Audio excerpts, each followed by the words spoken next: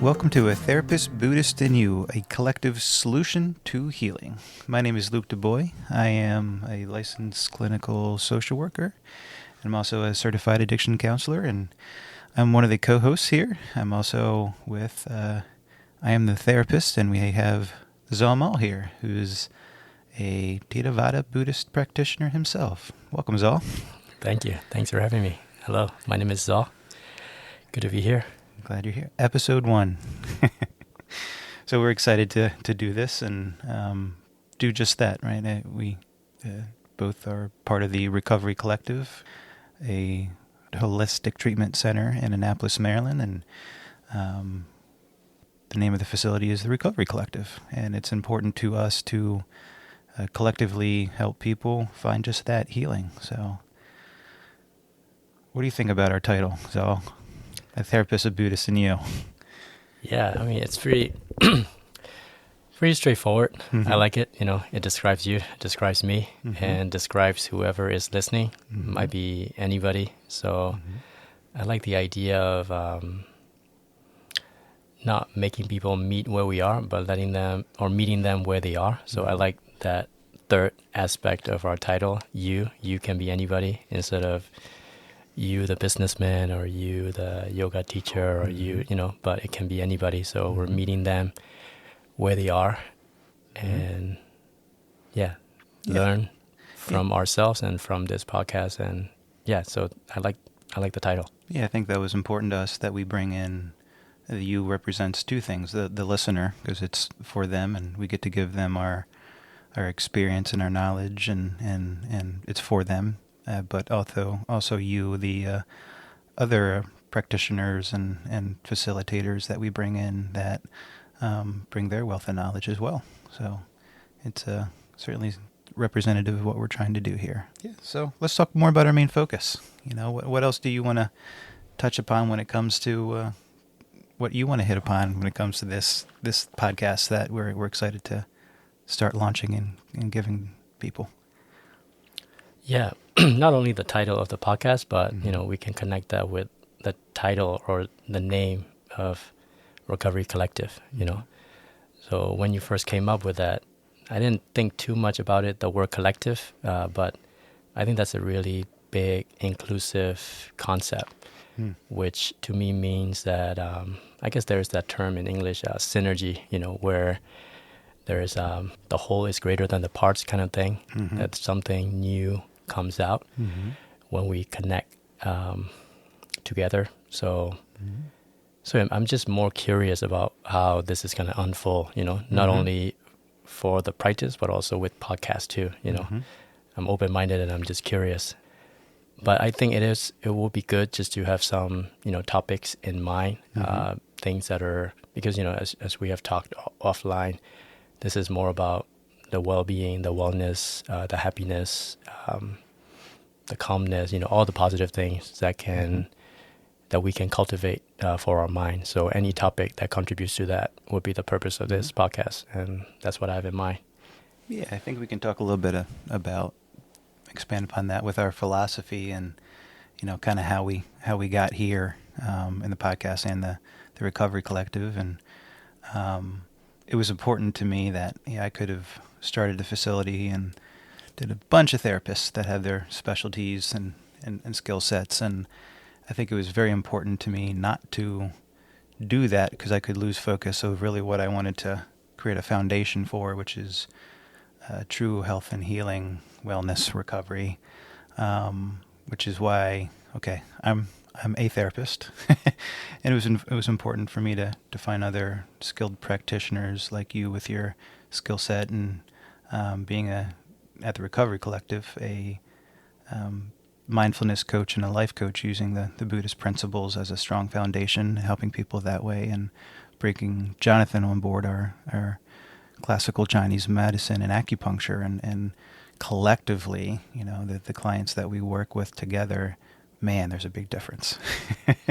And that's always been very powerful for me to see that, yes, I'm helping people with my skill set, and it's a neat journey how I got to be a mental health therapist in terms of talk therapy and some experiential therapy, But then working with either you and or Jonathan, the acupuncturist, it's pretty profound the type of health and wellness that they're able to tap into, kind of in some ways with similar philosophies, but a different lens on helping someone mind, body, and soul or spirit.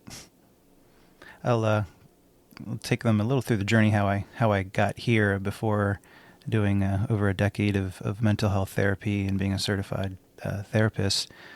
I was an athletic trainer. I don't know if you know much of this part of my story. So, and being an athletic trainer, you do both treatment and prevention of injuries. So working with the football team and other collegiate sports, those are the typical guys that run out in the field and where they get a sprained ankle or spine boarding. God forsake, something really bad happens, and we do the rehab, but we're also doing prevention of injuries. So it was really understanding the body and learning how to diagnose sometimes simple injuries. What's the cause of action? Falling on an outstretched hand, shoulder injury, right, or hand injury. But sometimes it's not so obvious or evident. There could be overuse injuries, and where do you feel the injury? Is it a sharp pain? Is it a radiating pain?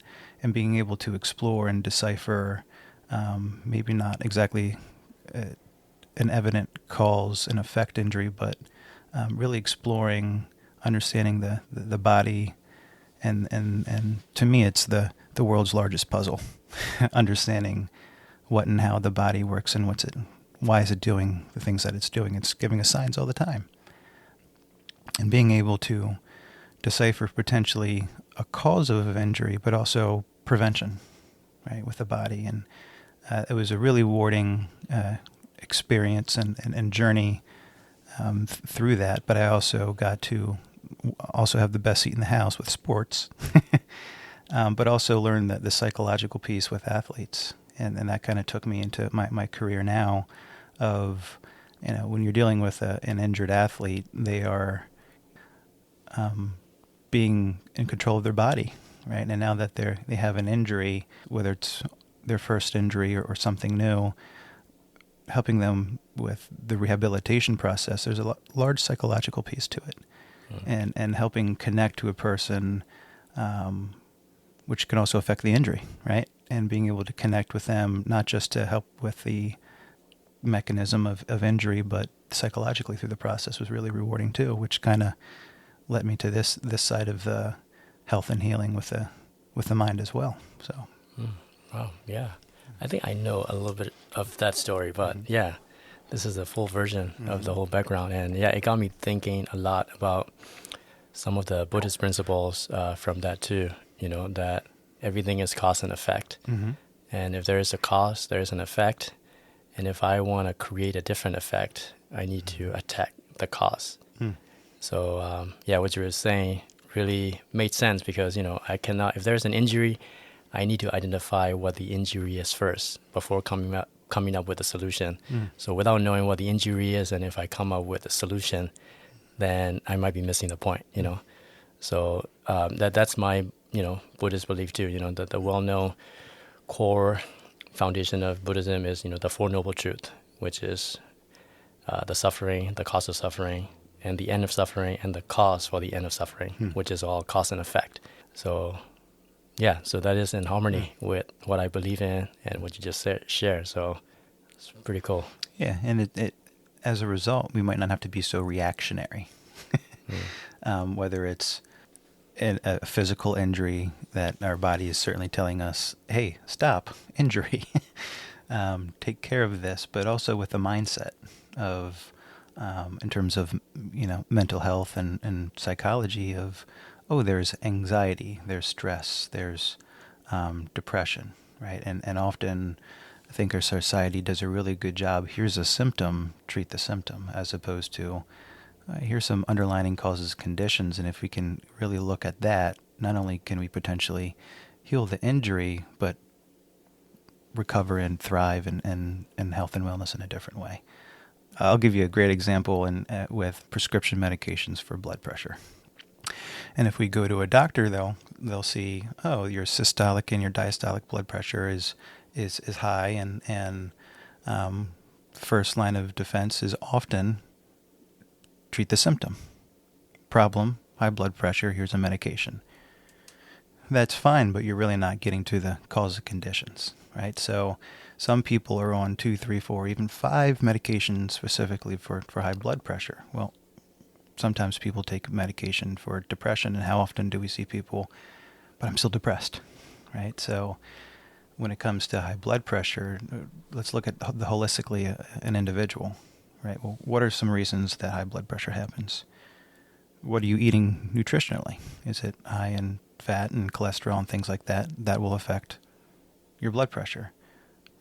Environmental things, right? Are you stressed with work or family life? Well, stress can certainly affect blood pressure. Exercise or lack thereof, right? So we've got these other factors, which is physical, mental, emotional, that can have an even stronger effect, including nutrition, than just stopping the symptom of high blood pressure. And we kind of take that approach in the Recovery Collective for mind and body. It's, yes, there is a place for medications. Absolutely. Including surgeries and things like that. It's an important part of the healing process or recovery. But what we're trying to help people find a solution to healing is looking at all parts of the person to help them get to the underlying causal conditions and not just have insight on that, but begin to make change for the better. Yeah. I like that a lot. Yeah, it creates a lot more possibilities, instead of looking at something from a fixed point of view, which is what we tend to do. Mm-hmm. So yeah, that's also what I've been meditating on on the idea of collective, that there's an aspect of more possibilities, because symptoms are predictable, but also kind of limited too, that, oh yeah, this is what's happening. So I know exactly what's happening. So let me just treat it this way, as opposed to, oh, this is what's happening, but what are the actual reasons behind that? Let's look at it together. Yeah. And then I'm also a really firm believer with my spiritual practice is that once you see the truth, you can help but just do it, so like it's more about uncovering, that's what I like about the word recovery too. Although it is recovery, there's an aspect of discovery, uncovering, like there's already something within that is to be revealed. So once we find that out, we can't help but just do the right thing, to treat that. Absolutely. And our perspective is our reality, right? So if Zaw and I are looking at a table and I'm looking at his notepad and I can say the front of the book is that page, the front of the book. And you say, no, it's the cover. And we can both be right with our perspective. But when is our perspective narrow and missing a greater chance for change and healing and recovery, right? So that's often a problem, and that I help people with therapy and you help people with mindfulness and changing perspectives is huge for healing and recovery. It's a really important part.